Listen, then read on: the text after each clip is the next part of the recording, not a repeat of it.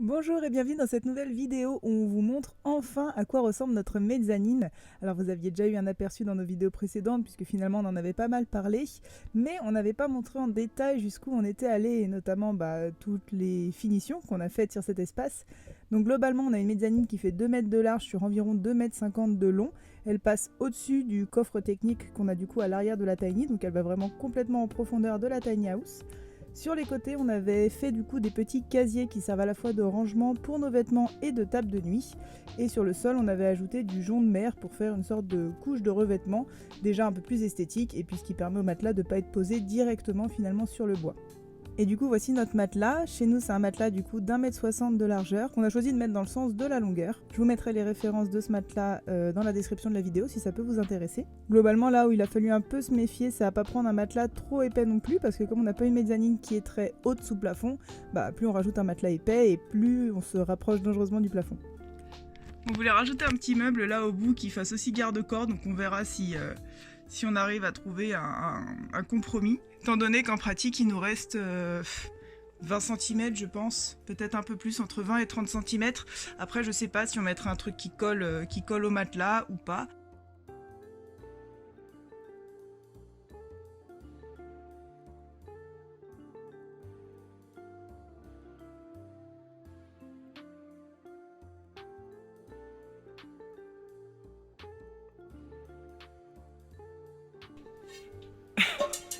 Tu l'as fait passer? Oui.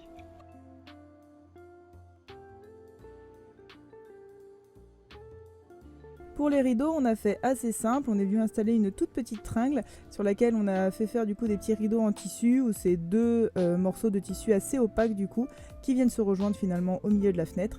Ça permet du coup de bien occulter la lumière et ça permet aussi de garder la chaleur à l'intérieur de la tiny.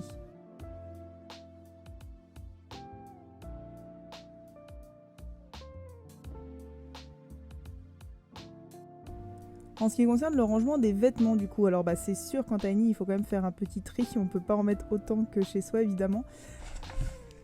Et maintenant, le but du jeu, c'est de faire de la magie et d'essayer de faire rentrer tout ça dans le petit meuble. Moi j'utilise la technique de rangement qui je pense est celle de Marie Kondo, mais je ne sais pas, enfin c'est pas forcément pour ça que je l'utilise. Mais en tout cas ça permet de ranger les vêtements vraiment très serrés et puis surtout de pouvoir tous les voir en un coup d'œil, ce qui est quand même assez pratique. Et du coup on a aussi certains de nos vêtements qui est dans la penderie, dans la salle de bain. On a nos vêtements de sport dans le tiroir qui est sous le canapé.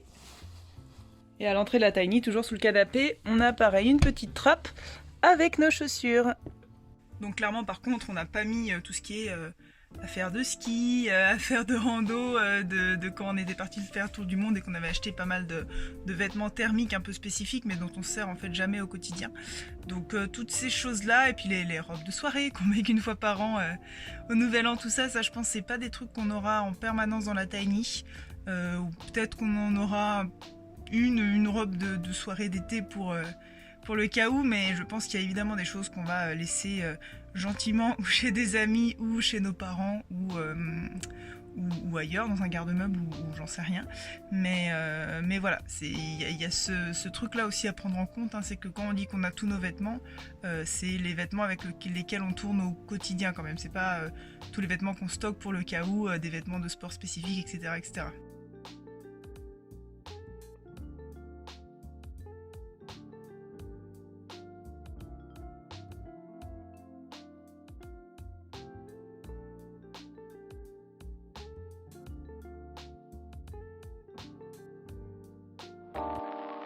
About it right now, everything's okay.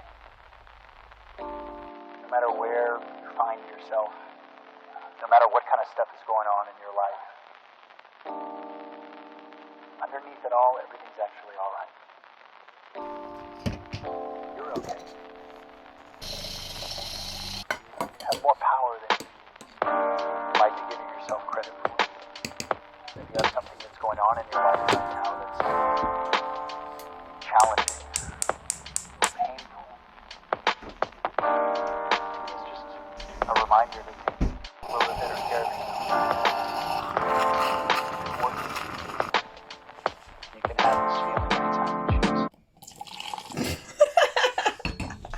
C'est raté.